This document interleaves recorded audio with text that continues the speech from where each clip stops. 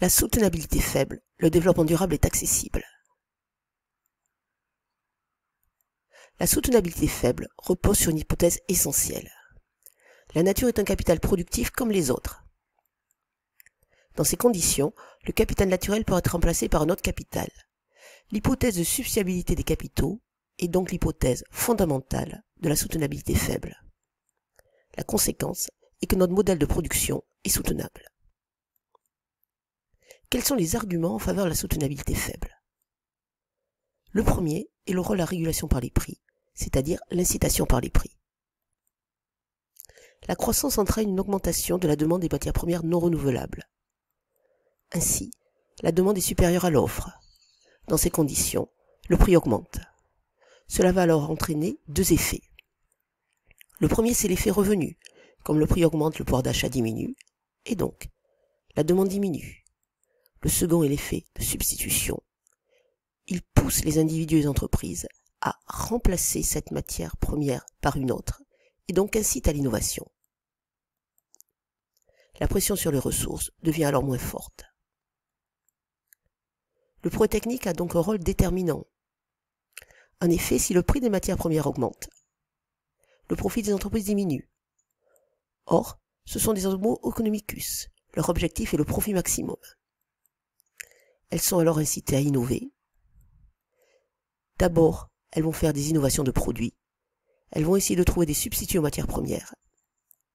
Ensuite, elles vont opérer des innovations de procédés qui va leur permettre d'économiser des ressources naturelles. Ainsi, le progrès technique est endogène et va donc répondre à la raréfaction de certaines ressources. Le capital naturel certes diminue, mais il va être compensé par l'augmentation d'autres formes de capital. D'abord, le développement d'un capital institutionnel qui est favorable à l'innovation. Ces innovations vont leur permettre de développer le capital physique, mais aussi de développer le capital humain.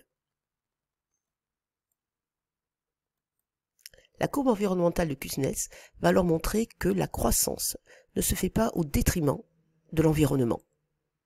Ainsi, dans les années 90, Grossman et Kruger vont montrer que la courbe de Kuznets peut être adaptée au domaine de l'environnement. Dans un premier temps, la pollution augmente avec le PIB par habitant, puis elle diminue dans un second temps avec la croissance. Cette courbe environnementale reprend la courbe des inégalités de Kuznets. En abscisse, le PIB par habitant. En ordonnée, on va mettre la dégradation de l'environnement. Quand le pays est pauvre, le niveau de richesse est faible. Les ressources naturelles alors sont peu utilisées, il y a peu de pollution.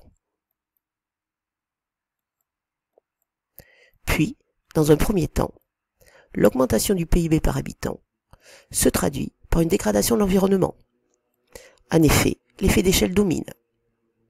Les entreprises produisent davantage. Elles vont donc utiliser davantage de matières premières qu'elles gaspillent car elles sont peu coûteuses. Il va y avoir aussi une augmentation de la pollution. Mais cet effet n'est pas durable, car, dans un second temps, la hausse du PIB par habitant se traduit par une protection plus grande de l'environnement, une moindre pollution. En effet, la croissance se traduit maintenant par deux autres effets. L'effet technique et l'effet de composition. L'effet de composition est le fait que la croissance va entraîner une augmentation des revenus de la population et celle-ci va changer de structure de la consommation. Ce sont les lois d'Engel. En effet, la population est saturée en biens de consommation. Elle va alors se tourner vers les services. La production de services augmente et la part des services dans le PIB augmente. Or, les services sont moins polluants que l'industrie. Automatiquement, les atteintes à l'environnement deviennent limitées. L'effet technique, quant à lui, montre les deuxièmes conséquences de l'augmentation des revenus de la population. Engelhardt a montré qu'avec la croissance et l'augmentation des revenus de la population, de nouvelles valeurs se développent, les valeurs post-matérialistes. Ainsi, il y a une revendication pour une meilleure qualité de vie. La population fait pression sur les gouvernements. Ceux-ci sont obligés d'élaborer et d'instaurer des normes plus contraignantes. Et donc, il y a des changements dans les techniques de production qui réduisent les atteintes à l'environnement.